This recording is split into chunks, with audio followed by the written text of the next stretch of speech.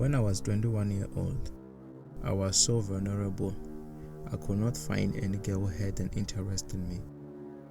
I've decided to hit some girls on the internet. I found one. She was an angel. She was amazing and better looking. We started to text each other and seems like she had a crush on me. I didn't waste time, I just asked to go on a date with her. She said this could be God's plan, cause she just broke up with her ex. I was so amazed to hear something like that. Reason being, I was finally gonna date someone who doesn't criticize me or throw hate and doubt towards me. I've told her that we should meet so we could know each other more.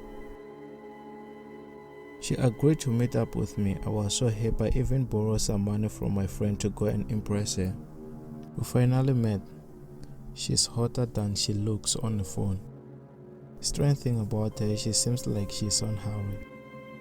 I've asked her what could be a problem. She says she forgot something at home she's supposed to be with. She says she have asthma and she forgot the spray.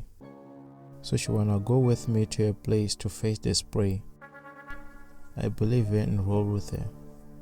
When I was driving, she told me to stop next to the where she wanna take pee. When I stopped the vehicle, I went outside just to freshen up. 5 big guys come towards me and grab me with my trouser. I saw that guy smiling at the back. Those guys took everything from me beside my vehicle. They threatened me that if I say a word, I'll be killed. I've almost died from someone I just met on the internet. When I was 34, I was renting somewhere next to the wood because I've grown up in the wood, so I'm passionate about being in the wood. The other room in the house was empty. My landlord was looking for any person of any gender who was looking for a place to rent. Then some beautiful girls came and wanted to stay there. My landlord says yes, they can stay, and they must comply with all the rules of the house. We started to introduce each other. One of them, she loved to be on my side, always hold my hand when we took a walk around the woods. This other day in the woods, she grabbed my hands and kissed me. I was so excited because I was single by that time. She was pretty. She took a great care for me, like cooking and folding clothes for me. One of the days, she says she's going to a female to collect something she was supposed to be with at the rented house. She invited me. I definitely agreed, then we roll. When we enter her house, seems like a female doesn't like her much. She took me to a room. I've seen a shoebox at the corner. When I opened it, I saw pictures of her. But surprisingly, he was a dude. A normal guy. I was so shocked because I never seen someone completely change from one gender to another. I kept quiet about what I've seen. When she comes back, I've told her I need to leave right now. We left at midnight. I took all my belongings at the rental house and left on the spot. About 4 months ago, I was bored at home. All my friends were far, and they were all married beside me. I've decided to chase girl on Facebook and Instagram. I've met a blonde girl. Her response was just fast when we chat. I've introduced myself to her as she had introduced herself to me. I found everything she says about herself was impressive, which made me to realize that she could be my type, someone I wanna be in my entire life. Then she told me about the previous boyfriend. She said she was in an abusive relationship.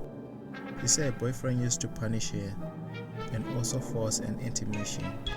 I felt terrible for her. How could someone treat a woman like that at this time like this? Actually, I felt pity for her. Furthermore, she had told me that I seemed to be a nice guy and kind. I was so excited.